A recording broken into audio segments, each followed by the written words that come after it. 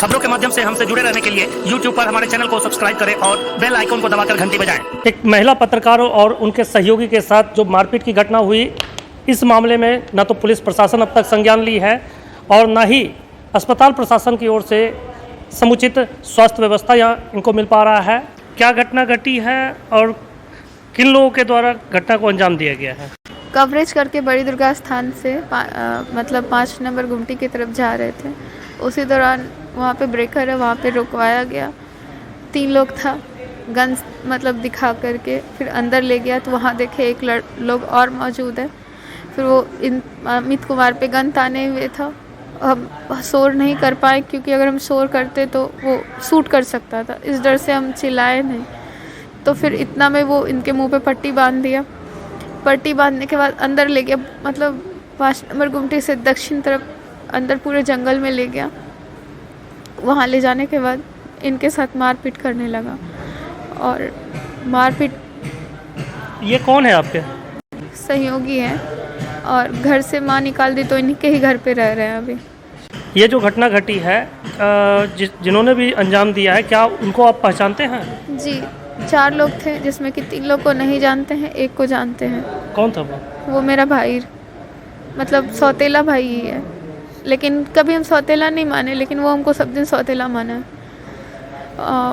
और 3 लोग का चेहरा नहीं देख पाए क्योंकि वो पूरा बांधा हुआ था और लास्ट में वो उसका कपड़ा हट गया। मतलब जब हम चिल्लाने का कोशिश किए, मतलब वो भागने का क्रम में उसका कपड़ा हटा तो हम उसका चेहरा देख लें। ये इसको इतना मारा था कि ये उठने लायक नहीं था, बेहोश पड़ा हुआ था। फिर वहाँ से किसी तरह से खुद को संभालते हुए, मेरा पूरा कपड़ा फट चुका था, खुद को संभालते हुए रोड की तरफ आए तो वहाँ पे कुछ लोग थे, वो हेल्प करने के लिए आए। फिर सामने गाड़ी मौजूद थी पुलिस की लगी हुई, तो फिर उन्होंने यहाँ अस्पताल लाया। आपके सौतेले भाई की मंशा आखिर क्या थी? जब जैसा कि आपने बताया कि कपड़े तक आपके फाड़ दिए गए, क्या आपके साथ किसी तरह का अभद्र व्यवहार करना चाहते थे? जी, कि वो सब दिन से गलत मानसिकता रहा है उसका। वो मतलब गन सप्लाई करता है, दारू वगैरह बेचता, मतलब गलत लोगों के साथ उठना बैठना वो सही नहीं है।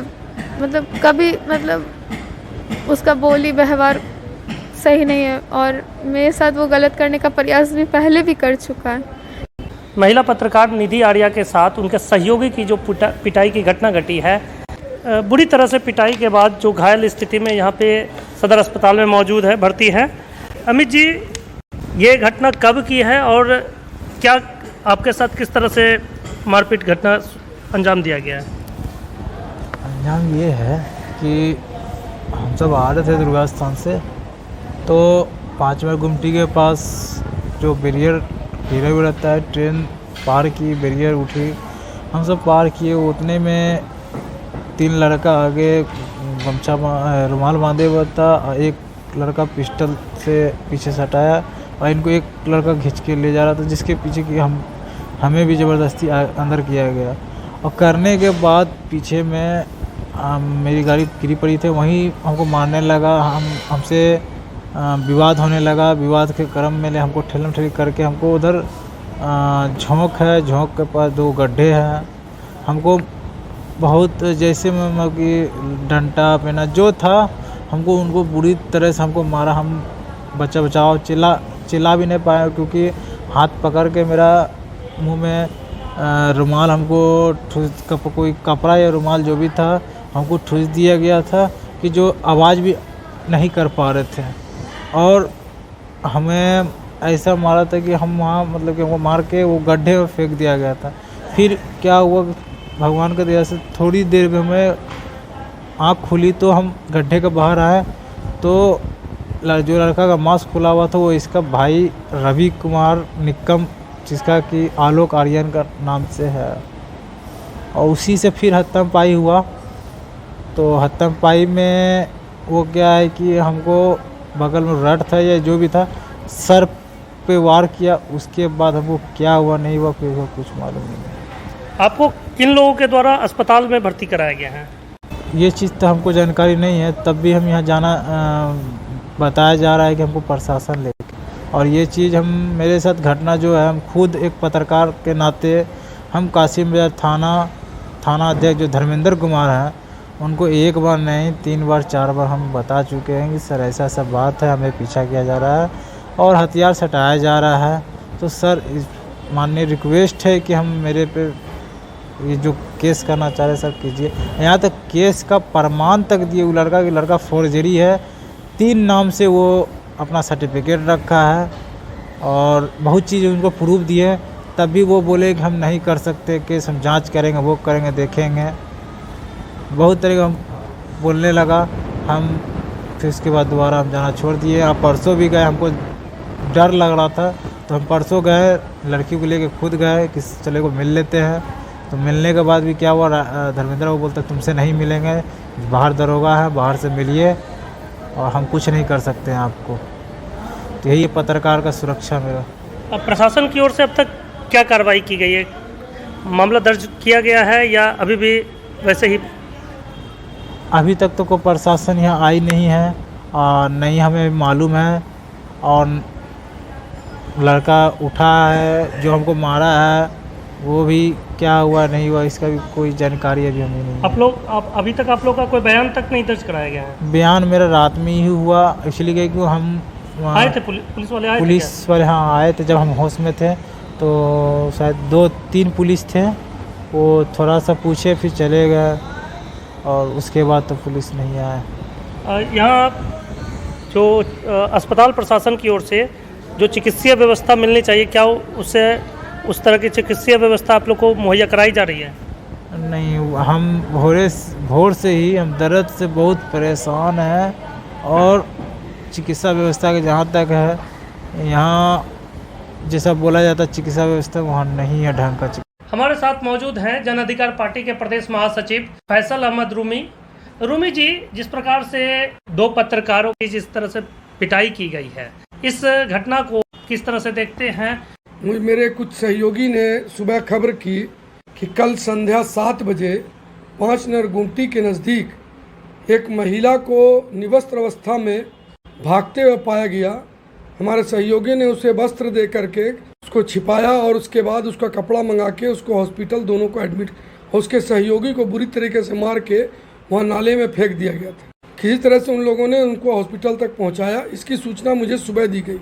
मैं जब हॉस्पिटल में पहुँचा तो बड़ा भयावह स्थिति है कि एक मीडिया से संबंधित रखने वाली महिला को इस ढंग से उनके ही परिवार के लोगों ने और उनके सहयोगी साथियों ने मिलकर पर्याप्ता उनके भाई के पहली पत्नी के से उत्पन्न उस पुत्र के द्वारा उस लड़की के साथ खड़े होकर के उस बलात्कार करवाने की कोशिश की गई। पूर्व में भी ऐसी कोशिश की जा चुकी है उस लड़की के साथ। और ये संध्या 7 बजे की घटना है, जबकि दुर्गा पूजा का समय है, माँ देवी के रूप में एक महिला की पूजा हो रही है और उस क्रम में एक महिला के साथ इस ढंग का दुर्भावनापूर्ण करना कहाँ तक उचित है? प्रशासन कहाँ पर है? ये सोचने वाली बात है। ये बिहार सरकार सिर्फ और सिर्फ अपना पीठ अपने से थपथपाती है। प्रशासन के नाम पर कोई चीज़ नहीं रह गई है इस बिहार में। हर जगह बलात्कार, लूट, डकैती, राजनी, चोरी होता चला रहा है, दिन ब दिन बढ़ता चला जा रहा है। महंगाई बढ़ गई जिसके कारण लोग बेरोजगार हो गए, अच्छे अच्छे स्टूडेंट क्रिमिनल एक्टिविटीज़ में घुस गए। इसका बहुत बड़ा कारण है बेरोजगारी और ये महंगाई। तो उस महिला के साथ जो कृत्य हुआ, कुछ लोगों से मैंने बात किया तो कहना है कि उनका अब व्यक्तिगत आचरण सही नहीं है। ठीक है, उनका व्यक्तिगत आचरण के विषय में हमको नहीं जाना है, लेकिन घटना तो घटी, चाहे वो किसी भी महिला के साथ हो, घटना होती है। मैं इस मुंगेर जिला के पुलिस कप्तान, जो कि काफ़ी यंग हैं और मुंगेर को बहुत अच्छे से उन्होंने समझा और मुंगेर को एक दिशा देने के काम किया, मैं उनसे मांग करता हूं इस मीडिया के माध्यम से कि अविलंब उस कृत्य किए गए लोगों पर कार्रवाई करें और जो उसमें दोषी हैं उनको गिरफ्तार कर उचित कानूनी सजा दी जाए। दशहरा का त्यौहार चल रहा है, माँ दुर्गा की पूजा लोग श्रद्धापूर्वक कर रहे हैं। पिछले वर्ष जिस तरह से कि दुर्गा पूजा में घटना घटी थी, माँ दुर्गा के भक्तों के ऊपर पुलिस द्वारा जिस तरह से बर्बरतापूर्ण कार्रवाई की गई थी, इस साल भी दुर्गा पूजा के मौके पर इस तरह की एक महिला के साथ, जो कि दुर्गा का एक स्वरूप माना जा सकता है, उनके साथ ऐसा अभद्रता की घटना घटती है और उनकी पिटाई की जाती है बेरहमी से। इस आधार पर क्या मानते हैं कि प्रशासन किस तरह से अपनी निष्क्रियता दिखा रहा है? पिटाई ही नहीं की गई है, उनके साथ अटेम्प्ट टू रेप हुआ है और मुझे तो जहाँ तक लगता है कि रेप भी हुआ है। वो महिला कुछ छिपा रही है अपने व्यक्तिगत लज्जा के लिए। मेडिकल रिपोर्ट भी सही से नहीं हो रहा है। अल्ट्रासाउंड में एक डॉक्टर ने कहा कि उनके प्राइवेट पार्ट्स में भी चोट है। तो ये जांच का विषय है, क्यों वो छिपा रही है इस बात को, यह आश्चर्य की बात है। वो तो आप जा कर के स्वयं अपने से हॉस्पिटल में जाकर उनका इंटरव्यू लें। वो काफ़ी डरी सहमी है और पुलिस का भी भय है और असामाजिक तत्वों का भी भय है। उन पर दबाव दिया जा रहा है कि वो इस केस को ना करें और उसको उठा लें। ये और मैं पहले भी कहा हूँ कि महिला इस देश की नारी, बेटी पढ़ाओ बेटी बचाओ की जो नारा सरकार ने दिया है वो कंप्लीट फेल्योर है। महिलाएं कहीं पर सुरक्षित नहीं है इस शासन तंत्र में। महिला आज भय का जीवन जी रही है।